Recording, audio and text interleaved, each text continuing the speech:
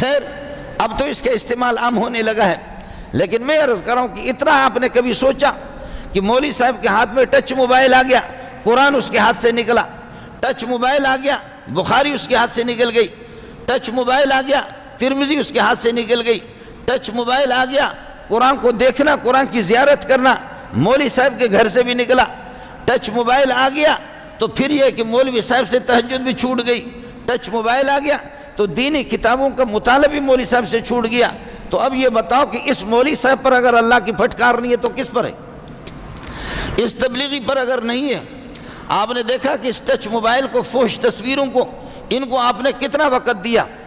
وَمِنَ النَّاسِ مَن يَشْتَرِي، بہت سے لوگ وہ ہے یشتری لہو الحدیث، بیہودہ باتیں خریدتے ہیں، بیہودہ باتوں والی کتابیں خریدتے ہیں اور فحش قسم کے لٹریچر خریدتے ہیں، اور ٹچ ہے، موبائل ہے، اور وی سی آر ہے، انٹرنیٹ ہے، خرید کر کے لاتے ہیں، خود بھی گمراہ اور پھر اپنے بچوں کو بھی گمراہ کریں اور پھر محلے والوں کو، دوسروں کو بھی گمراہ کر دیں۔ پھر حکومتی سطح پر جب یہ بالکل ایک مقصد ہو،